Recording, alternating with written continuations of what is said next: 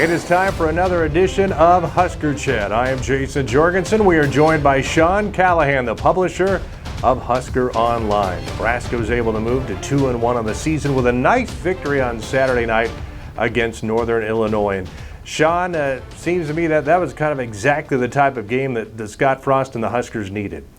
Yeah, they needed just kind of a four-quarter dominating effort. And, there were some areas that you got nervous about that game, but at the end, I thought Nebraska's playmakers showed up. You saw Maurice Washington, you saw Dedrick Mills, J.D. Spielman. Obviously, Adrian Martinez got going on the offense. They found big plays. They overcame some tough situations with field position.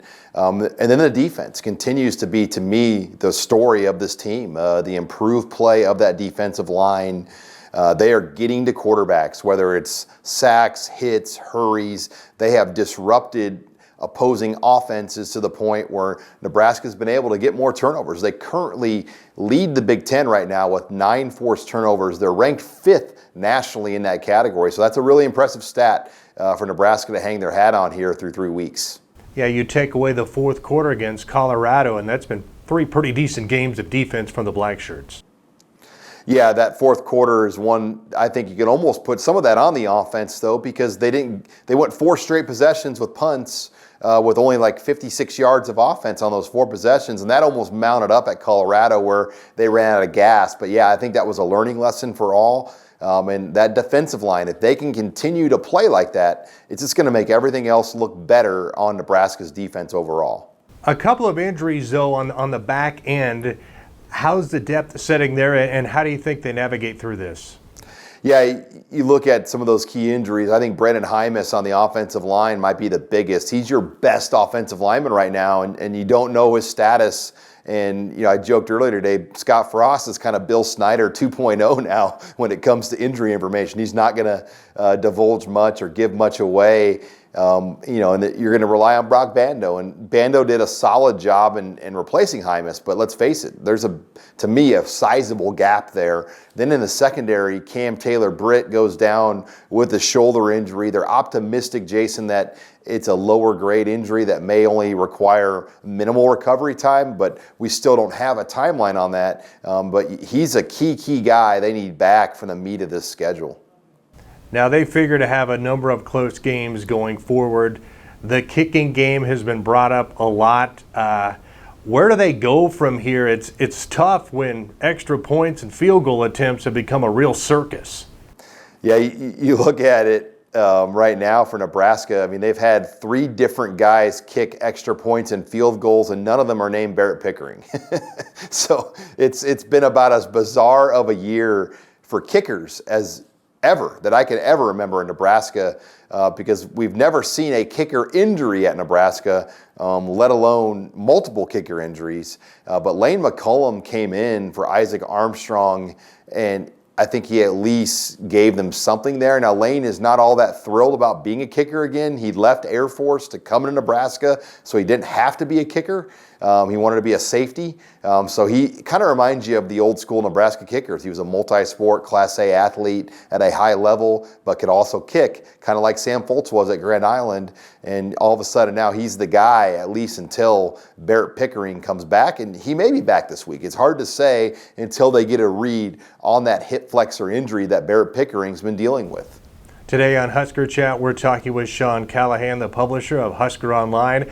As Nebraska with a big victory last week against Northern Illinois, this week they strike out on the road. They travel to Illinois. Sean, I guess if you had to start off Big Ten play on the road, this should be a pretty decent environment for the Huskers against Illinois. Yeah, they really drew a great opening game here when you look at it, especially knowing that Illinois is coming off a loss to Eastern Michigan. I think if Illinois was 3-0, a night game, that might be the difference of 10 to 15 more thousand fans coming to this game. And now they lost. They looked poor against Connecticut in a win. So they're definitely not off to a great start when you kind of look at how things are going. And this is the perfect type of game you want to go on the road for. It's not going to Ann Arbor like last year, or Madison, or Columbus. I mean, you're going to be in a great spot to hopefully get Scott Frost his first road win at Nebraska. I mean, think about this, Jayson. Nebraska, I think, has lost 13 of their last 15 games away from Memorial Stadium. I mean, they just have not been good on the road here as of late. Let's talk about this Illinois team and this program. From what I remember hearing this summer in Chicago at Big Ten, this was supposed to be the year for Lovie Smith. They've been building toward this. They have brought in a number of transfers, but from a distance, it doesn't look like it's still working. Yeah, I mean, they've tried a lot of different things here. Peters, their transfer quarterback, they brought in, from Michigan, and he was a four-star guy, a drop-back former Michigan player that started a game, I think, at Michigan at least for a while. But, he's okay. I think Isaiah Williams is probably the quarterback of the future there, the true freshman four-star out of St. Louis, and he's hopefully their ticket in their eyes to get more of these St. Louis kids. Because in a given year, the city of St. Louis puts out at close to 8 to 10 four-star guys. I mean, there's a lot of talent there in St. Louis, and they're hoping as they get more kids from St. Louis that will get better kids to Champaign. It just hasn't happened quite yet. I think Reggie Corbin, though, their running back, is one of the top 2 or 3 backs in the league. I mean, that's the guy that could hurt Nebraska. The Huskers have not allowed 100 yards rushing on the ground all season. This will be a week that if they'll be tested in that area. How do you see this one going? I would assume a fast start would be huge for the Huskers, especially to get some confidence on the road. Yeah, I like Nebraska's offense against their defense. Scott Frost knows how to go against the Tampa 2 defense. He played in the system. He's coached the system. When he was at Kansas State, he coached it for Raheem Morris, who actually went to Tampa to become the Bucs head coach. So he understands how to go at what he's going to see from Lovie Smith. And that showed last year. Nebraska had one of their better games. I mean, I think Nebraska could win this game by 20-plus points. I mean, I'll probably say today Nebraska 41, Illinois 17, somewhere in that area. All right, if that happens, that would be a real solid win for the Huskers and get Coach Frost that first victory away from Lincoln. Sean, as always, we appreciate the time. Have a safe trip to Illinois. Thanks, Jayson. And that was Sean Callahan, the publisher of Husker Online, joining us for Husker Chat.